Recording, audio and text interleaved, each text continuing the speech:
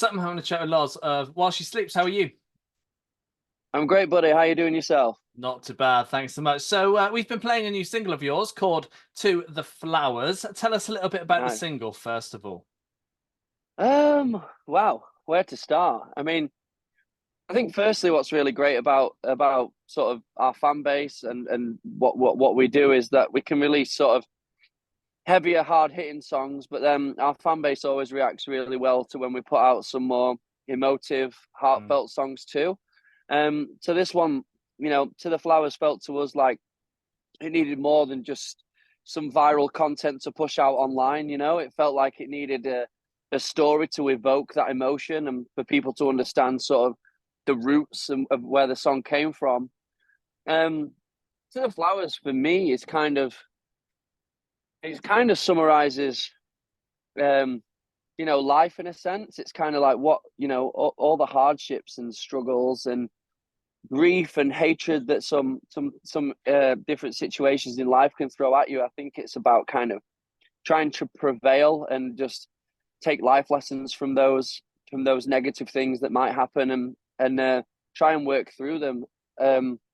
Yeah, and I think eventually we're all to the flowers. We're all going to die, so it's kind of about making the most of your time while you're here and forming bonds, relationships, and connections and love in the best possible way. yeah. So yeah, we felt like with that in mind, we needed to create a video that really sort of impacted people and sent that message in a strong way. So we decided to make basically a short film for the song. Yeah, what was the reasoning behind doing that and the reaction that you've got since putting that out? Well, to be honest, our bass player Aaron, he's been working on his videography and he's been doing a lot of short films more recently. He's done a few horrors and sort of stuff like that. So it's kind of like we're a very the ethic of our band is very punk rock in a sense. The way that we work, the way that we operate, um, has like a very punk vibe to it, a very DIY vibe. So it makes perfect sense for us to keep it in house and for Aaron and the rest of the guys to work on that. So we all got our heads together and directed the film. We felt like the best way to get the best out of sort of like I said, the emotive side of things and what we wanted to portray was if we were the directors and we brought in actors to fulfill, the acting roles that usually might be done by a member of the band or. So yeah, some of the main reason being that Aaron's sort of videography has taken him, big steps forward over the last couple of years. He's doing incredible work and we're not shy of a project. So we just thought like rather than put out some sort of viral stuff for it that might, you know, be in people's feeds for a couple of days, we thought Mm. we'd try and create something that's a bit long standing, put a bit more effort in and yeah, our fan base reacted to it amazingly. It's definitely the most listened to of the three singles that we've released so far, which for a more emotional song, a bit more ballad-esque if you Mm. like, it's yeah, it's gone down really well. And I have to say as well, like Sean Long's guitar playing into the Flowers is like some of my favorite guitar work he's done. He's an absolute wizard, so shout out to Sean for the lead in that. Yeah, yeah, for sure. And it's coming off your new record, which is out on March the 29th. Self Hell. What can people Yeah. expect when they get a chance to take a listen? People can expect the unexpected, I think. It's the most collaborative record that we've made as five guys, all trying to be heard, all trying to have influences into the record, stuff that we enjoy. I think sometimes, working with five guys, like trying to find that compromise, is kind of sometimes tough in the studio, Mm. what people want out of the record. But for us this time, it was a very fun process. I think it's, like I say, the most collaborative record so far. And I think if you're into punk rock, metal, like even a bit of pop or, like drum and bass, I think there's something in this record for everybody. Um, so yeah, expect the unexpected. I think it meanders through a lot of different sounds and flavors, and yeah, like I say, very collaborative record this time from Sleeps, and excited to see what people think of it. Nice, nice. Great to hear. And six records in now, how has the music and how have you evolved since the debut through till now? I think that we're sort of growing as a band and growing individually from record to record, learning the best ways to work alongside each other. As I said, giving space for each member to be heard, whether that's on the record or internal discussions or everything. So we're constantly building, constantly working hard. Like you say, we're 6 records in now. We're probably, we're moving into an arena space. We're playing the biggest festival slots we've played in our careers, if you like, so far. So everything feels good. And it's just about longevity for our band. We've always wanted to do this for a long time, make a career out of it. And I think that it's exciting for us at this stage to be trying new things, and who knows what to expect from another record in the future. If this one goes down well, I think it's going to blow the doors off where we take the next one. So we'll see, we're the most independent we've been, self-managed. Every music video that we've produced for the new record has been done in-house. All the artwork's done in-house. So we really feel like, in a sense, we've taken that power back from like the man, if you like, and to be sort of the biggest our band's been at, but the most independent is I think something to be very proud of. So like, we're stoked with how things are going and very excited for the release in the future. Yeah, good. And you touched on a potential record 7. Has your mind already gone towards that yet, or are you still in record 6 mode? We've started writing already for record 7. Sean doesn't really stop, and I never really sort of stop jotting down lyrics and things like that. So yeah, like I say, it's already moving. So we'll see how this goes down, and then see where the next record and where it goes and how it evolves. But yeah, exciting times. Yeah. Do you have an idea of what direction it might take? The stranger, the better for me. I think that while she sleeps, we all came together through the love of sort of early 2000s metalcore, mainly.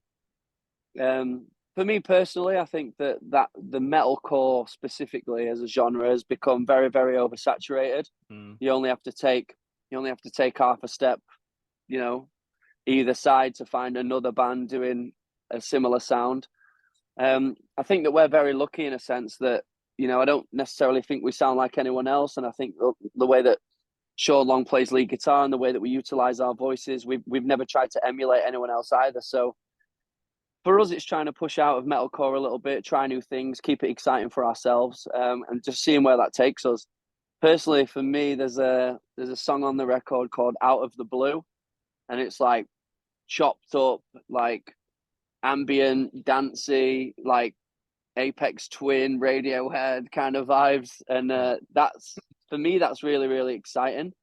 I think it really, really pushes the boundaries of our band and maybe shows people what's to come. But, that's the compromise. That's an internal conversations we need to have. And, we don't try and preempt what happens too much. I guess that's what's fun about it for us. It's like we never set out for Self-Hell to be what it is today. It just kind of evolves. And I think over the years, we've learned to kind of trust the process a bit more, and just have fun with it. So yeah, who knows?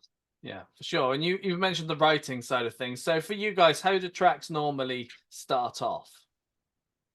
It usually starts off with Sean coming to the table with like some really, really good riffs and lead sections.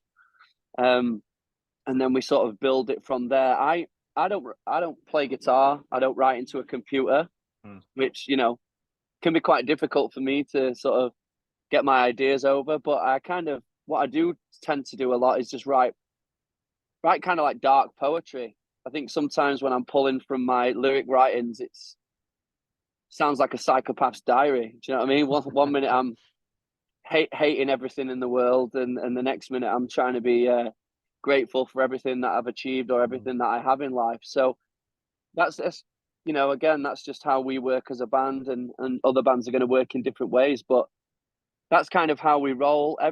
We don't try and shut anyone out of that. Our creative process is very open for everybody to get involved with.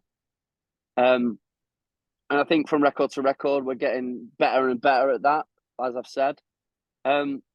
So yeah, just usually starts off with Sean having some wicked writing down, some nice riffs, and then try and pull from lyrics and put things in place and build structures around that. So yeah, that's usually how it goes down. And for yourself, how easy is it for you to add the lyrics to the music that's already been created?